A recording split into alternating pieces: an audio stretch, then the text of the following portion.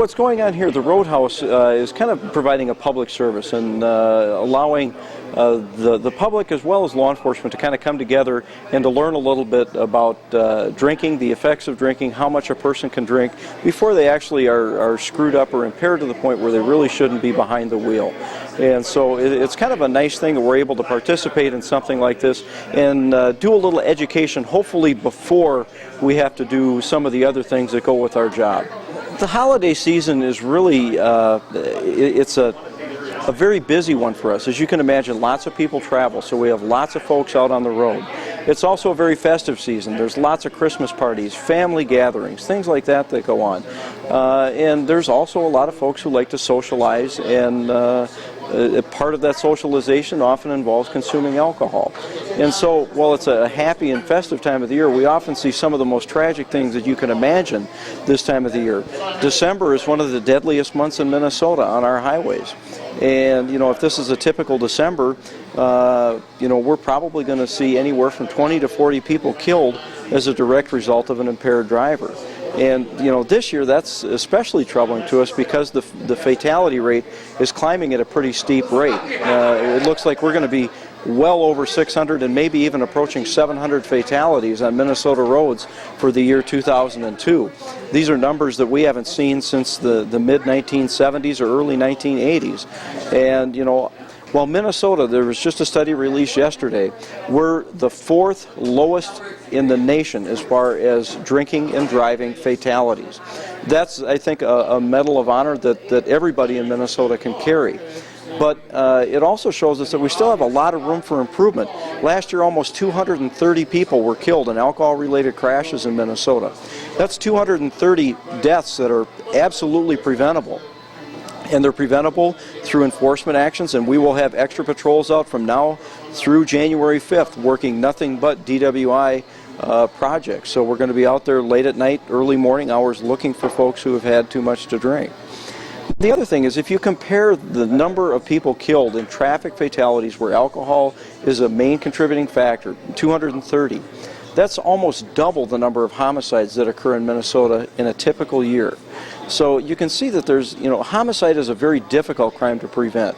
Any law enforcement officer will tell you that because you have to be in the right place at the right time. And alcohol-related traffic death is always preventable. It just means that folks need to make better decisions before they get behind the wheel. And we as law enforcement also have to step up to the plate and maybe do a little better job with what we do out on the road as well. We're assisting today with the testing of subjects in the safe drinking exercise. And what we did to start out this afternoon is we tested all 4 of the subjects with our PBTs. All 4 of them registered a .000, indicating to us that they don't have any alcohol in their blood, and they were sober to start with. And from my understanding, this first hour they were going to drink 4 drinks each apiece. We'll test them again at the completion of that, get an indication as to what their blood alcohol level is then, and then from that point they'll drink more from hour to hour. It'll be a little less than 4. They won't keep up that pace because that's kind of a hard, heavy pace, but in the time allotment we have to get them started a little bit quicker, and then we'll level them off, and we'll just continue to test their blood alcohol and see how it raises through the afternoon. We'll talk to them about how they're feeling the effects of what they've had to drink, and then we'll also continue along with the PBT test. Eventually we'll start administering field sobriety test, and the 3 that we do are the one-leg stand, the walk and turn test, and then we also do eye gaze nystagmus test. Alcohol is a drug, and it's kind of an individual drug, but it kind of isn't. Everybody has their own individual tolerance for alcohol, how much alcohol they can consume without looking like they've consumed any. And that's just basically a product of how often a person drinks and how much they drink when they do choose to. However, alcohol, you know, everybody, they take in the same amount. If they're the same size, they're going to get to the same alcohol concentration in their body. Some people may look worse off than others just simply because they don't use alcohol all that often and they don't have a tolerance built up for it. You know, the human body virtually reacts the same to it. Alcohol is looked at as a poison when we bring it into our body. The only way to get rid of it, for the most part, is to have the liver, which is the poison control center, filter it out, burn it off, and get rid of it. And everybody burns it off at about the same rate, and that's 0.015% per hour. And in a much easier to understand form, what that basically boils down to is about 2/3 of a drink per hour is how the body burns it off.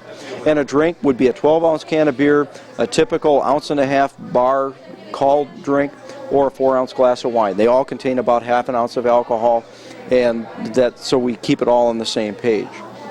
You know, drinking coffee, physical activity, things like that, they may make a person feel more awake, but it's not going to make anybody any more sober. The only thing that will take care of the alcohol that's in our body is time. Last year in Minnesota, the average DWI offender had a blood alcohol concentration of about 0.16. Now, if that person, say they quit drinking at 1 o'clock, at last call, okay, your alcohol concentration is going to continue to climb for about an hour. So at 2 o'clock, let's say they peak out at 0.16. Now the question becomes, how long do they have to wait before they're legal and maybe safe to be behind the wheel? Well, if we go back to our formula, 0.015% per hour, we can see that it's going to take at least 7 hours for that person to get from that 0.16 down below 0.10. And, you know, they may be at a 0.08 or a 0.09 at 8 or 9 o'clock the next morning, and that's still enough alcohol to really impair a person. And so you can see that it takes a long time for this alcohol to burn its way through our system. And, you know, the higher that alcohol concentration is when we stop, the longer it's going to take to burn that off. Little extra about the PBT that we're administering. I know most people probably have never seen one or have taken one, so I'll explain the procedures that I explained to the test subjects.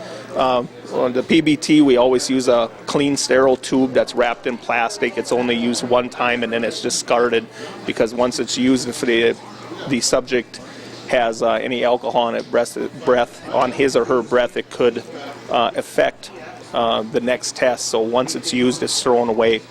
Our portable breath testers that we all use, I think, for the Sheriff's Department and the patrol, are digital PBTs now. They actually give you a reading that shows you the actual blood alcohol content.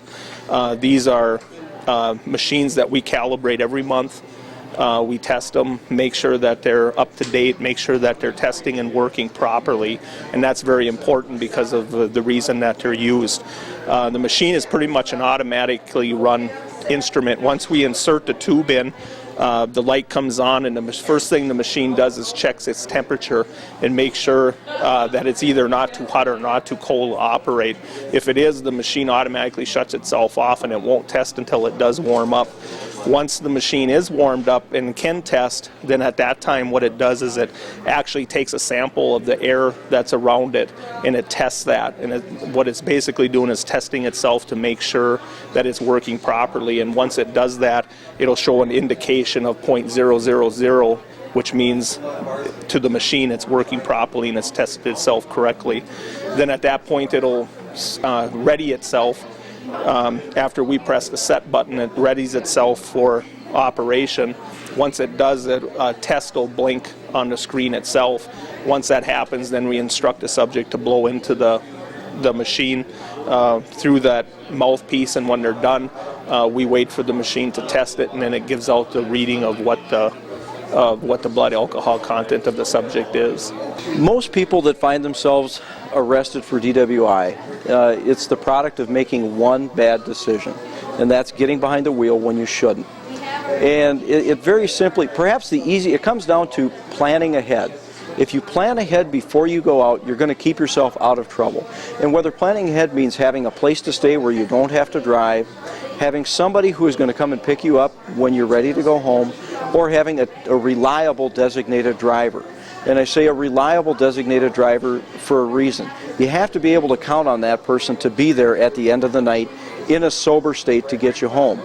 I can give you a list of designated drivers as long as my arm.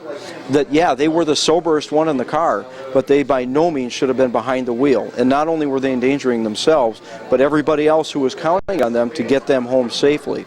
So the best rule of thumb for a designated driver is absolutely no consumption of alcohol at all. People will find that, you know, they're the designated driver and they'll tell themselves, oh, I can have one or two or, you know, a couple more and then I'll quit. Well, what happens is after we start to introduce alcohol into our system, we start to make really bad choices and we make bad decisions. And that one or two and then I'll stop leads to 3 or 4 or 5 or 6 or 8 or however many. And pretty quick we've got a puddle for a designated driver. And that doesn't do anybody any good.